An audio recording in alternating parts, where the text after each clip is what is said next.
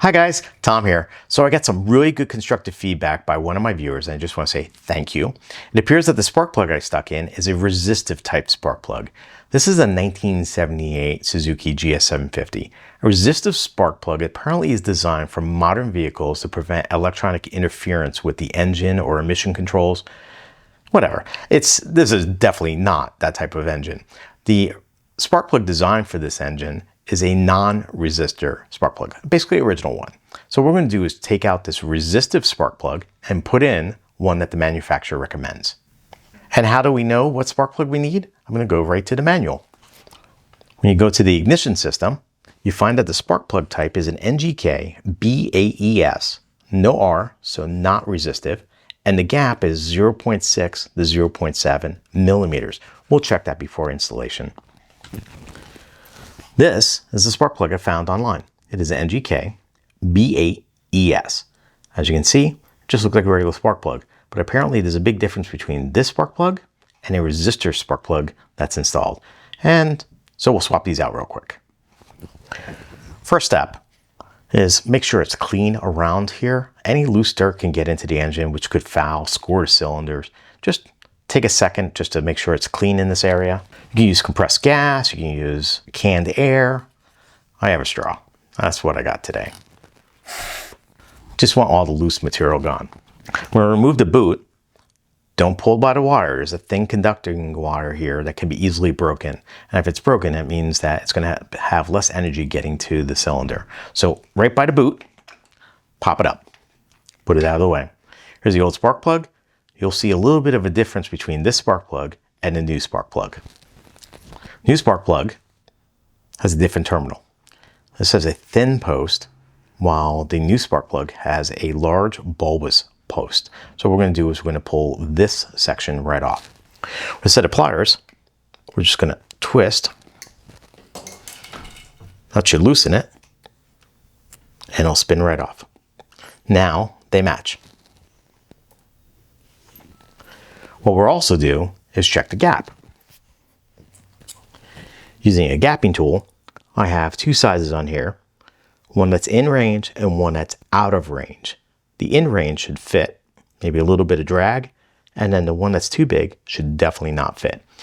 If I found that there was a different size, I could use this adjuster to be able to move the grounding electrode out closer to the center electrode or further away in order to increase the gap. Well, it appears it is a proper size, so we're going to go with this sizing. To also get this spark plug ready for installation, I'm going to put a little bit of anti-seize on here. If you use anti-seize or don't use anti-seize, tell me in the comment section, what do you think? Do you think it's a worthy step or not? Very, very tiny bit. And as it moves around, it'll get spread. Just to get it into the threads and smear it around. It's not a lot, but I definitely don't want to have it all gooped up and make a mess.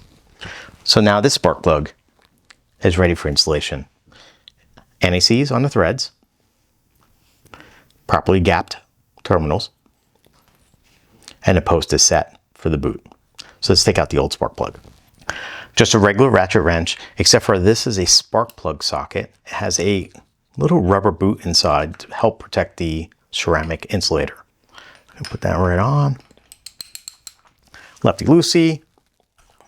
Alrighty. Now I just should need to loosen it and then be able to just spin this spark plug right out. We could also see what's going on in the internal combustion engine by what the electrode looks like at the bottom of the spark plug. Now, if you look at this spark plug, not an expert, but that nice gray look, no oil. Also, there's no heavy carbon buildup. This doesn't look like a bad spark plug, meaning that the internal combustion condition must be ideal. Now, if you have a different opinion of this spark plug, definitely leave a comment. I appreciate your feedback. Now with the new spark plug, we're going to thread it in by hand, avoiding cross-threading. Just with hand pressure. All right, guys, so I looked up online, and apparently with a fresh gasket on a spark plug, you go 1/2 turn past it being seated. With an old gasket, say you're checking the spark plug like I did with the old one, but you want to reuse it, apparently you go seat it and you go 1/16 of a turn to retighten it. So being a fresh gasket, 1/2 turn. Same ratchet, spark plug wrench. Going to go a 1/2 turn, so that's 1/4 turn. Should use a little counter force, and then 1/4 turn. That is 1/2. Now with the spark plug in place, since this engine is fairly exposed to a lot of oil, grease, splashing water, I like to put a little dielectric around here so to prevent any foreign material getting up and interfering with this contact surface. So using some dielectric grease, I'm going to put around the terminal, right on the insulation, a little ceramic insulator, and then the spark plug boot goes on till it clicks. Now just clean up everything. That was it. So I just do this 3 more times. And what I'll do is afterwards, I'll do a test run of the motorcycle, see if there's any difference. There's probably nothing that's going to probably change. However, I'll have the motorcycle the way it's supposed to be. Old spark plugs out, new spark plugs in, and then on the road. Hey, thank you very much for your time. I appreciate you watching. If you have any questions or comments or anything, leave them below. See you on the road.